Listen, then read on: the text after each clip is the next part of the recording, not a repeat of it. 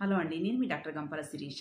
చాలామంది రొమ్ముల గురించి చాలా రకాలుగా అపోహలుంటాయి. రెండిటి సైజు సేమ్‌గా లేదు. ఇంకా ఒక రొమ్ము కిందికుంది, ఒక రొమ్ము పైకుంది. లేకుంటే రొమ్ముల నుంచి డిశ్చార్జ్ అవుతుంది. నార్మలా? అబ్నార్మలా? ఇంకా రొమ్ములలో గడ్డలాగా తగులుతుంది. ఇదేమన్నా ప్రాబ్లమ్ ఉంటుందా? ఇలా చాలా రకాలుగా అనుమానాలు, అపోహలు ఉన్నాయన్నమాట.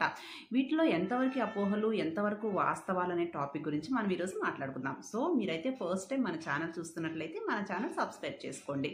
సో ఈరోజు టాపిక్లోకి వెళ్ళిపోతే ఏంటి అంటే రొమ్ముల సైజు గురించి ఫస్ట్ మాట్లాడదాం. రొమ్ముల సైజు గురించి మాట్లాడితే ఏంటి అంటే రెండు రొమ్ములలో ఒక రొమ్ము సైజు పెద్దగా ఉండటము, ఒక రొమ్ము సైజు చిన్నగా ఉండటం అనేది కామన్.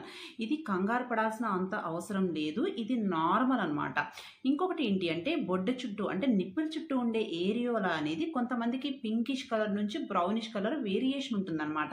ఇది ఎప్పుడూ కూడా ఫిక్స్డ్ కలర్లో ఉండదు. మన స్కిన్కున్న కలర్ని బట్టి ఇది లైట్ కలర్ కానీ డార్క్ కలర్ గానే ఉంటుంది.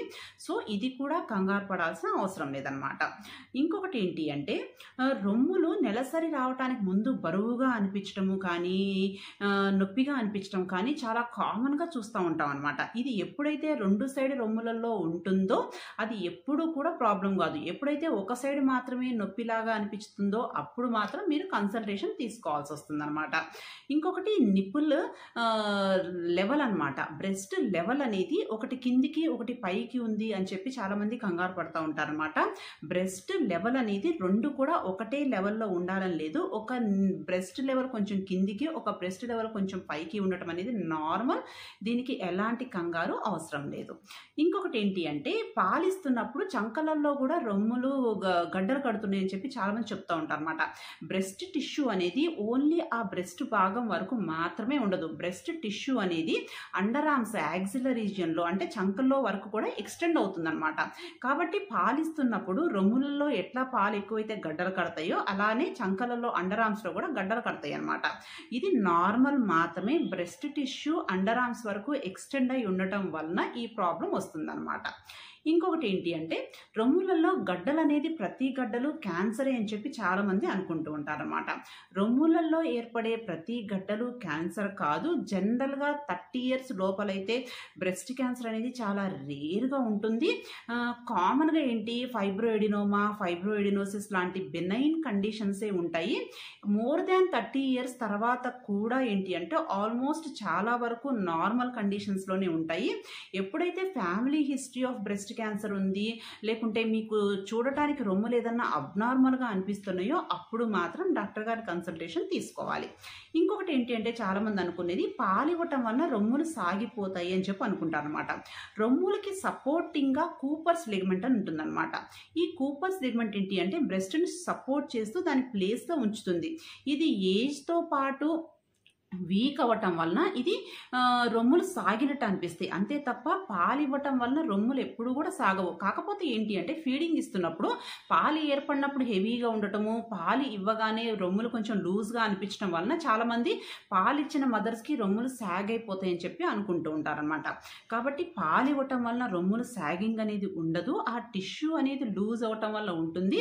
ఇంకా ఏంటి అంటే మన బాడీ వీక్గా ఉన్నా కానీ లేకుంటే కొందరికి స్మోకింగ్ అలవాటు ఉంటుంది కదా, అలాంటి వాళ్ళకి టిష్యూస్ లూజ్ అవటం వల్ల కొంచెం తొందరగా ఈ సాగింగ్ అనేది వచ్చేసేస్తుంది అనమాట. ఇంకొకటి నిప్పుల్స్ నుంచి డిశ్చార్జ్. నార్మల్ రొమ్ములు కూడా ప్రెస్ చేసినప్పుడు 1 drop లిక్విడ్ రావటం అనేది కామన్ అనమాట. ఇది రెండు వైపులా వస్తుంటే జనరల్గా పెద్ద ప్రాబ్లం ఉండదు. ఎప్పుడైతే ఇది ఒకవైపు నిప్పుల్ డిశ్చార్జ్ అనేది వస్తుందో అప్పుడు మాత్రం డాక్టర్ గారి కన్సల్టేషన్ తీసుకోండి. ఇంకా ఏంటి అంటే రొమ్ములలో క్యాన్సర్ అనేది నైట్ టైం బ్రా వేసుకోవటం వల్ల వస్తుంది అని చెప్పి చాలామంది అనుకుంటూ ఉంటారు. నైట్ టైం బ్రా వేసుకోవటం అనేది మీ కంఫర్ట్ను బట్టి ఆధారపడి ఉంటుంది. వేసుకోవాలి వేసుకోవద్దు అనేది డిపెండ్స్ ఆన్ ద ఇండివిజువల్. అంతేకాని నైట్ టైం బ్రా వేసుకోవటం వలన ప్రెషర్ వలన రొమ్ము క్యాన్సర్ అనేది వస్తుంది అనే దాంట్లో వాస్తవం లేదు. ఇంకొకటి డియోడ్రెంట్స్ వల్ల రొమ్ము క్యాన్సర్ వస్తుంది అని చెప్పి చాలామంది అనుకుంటూ ఉంటారు అనమాట.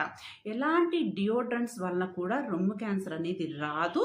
ఇది జనరల్గా జెనెటిక్గా ఉంటుంది, లేకుంటే స్పాంటేనియస్గా ఉండే కారణాల వల్ల ఉంటుంది. కానీ డియోడ్రెంట్ డియోడ్రెంట్స్ వల్ల అనేది రొమ్ము క్యాన్సర్ రాదనమాట. సో మనం చాలా అపోహలు అనుకుంటూ ఉన్నాము. బ్రెస్ట్ అనగానే ప్రతి చిన్నదానికి చాలా కంగారు పడిపోతూ ఉంటారు చాలామంది. మనం అనుకుంటున్న దాంట్లో చాలా వరకు అపోహలు మాత్రమే ఉన్నాయన్నమాట. సో 2 రొమ్ములు ఒకటే సైజు ఉండాలని లేదు, 2 రొమ్ములు ఒకటే లెవెల్లో ఉండాలని లేదు. ఒకటి కొంచెం కిందికి ఒకటి పైకి ఉండొచ్చు. డిశ్చార్జ్ కానీ బరువుగా కానీ అనిపించడం 2 వైపులా వస్తుంటే నార్మలే. ఎక్కువగా ఉన్నప్పుడు మాత్రం కన్సల్టేషన్ తీసుకోవాల్సి వస్తుంది. ప్రెస్ చేసినప్పుడు నార్మల్ బ్రెస్ట్ల నుంచి కూడా ఒక డ్రాప్ లిక్విడ్ రావటం కామని. రొమ్ములలో వచ్చే ప్రతి గడ్డ కూడా క్యాన్సర్ గడ్డ కాదు. ఇంకా రొమ్ము టిష్యూ అనేది చంకలలో అండర్ ఆర్మ్స్ వరకు కూడా ఎక్స్టెండ్ అయి ఉంటుంది. నైట్ టైం బ్రా వేసుకోవటం వలన బ్రెస్ట్ క్యాన్సర్ వస్తుంది అనేది అపోహ మాత్రమే. పిల్లలకి పాలు ఇవ్వటం వలన రొమ్ములు సాగైపోతాయి అన్న దాంట్లో కూడా వాస్తవం లేదు. ఓకేనా? Thank you.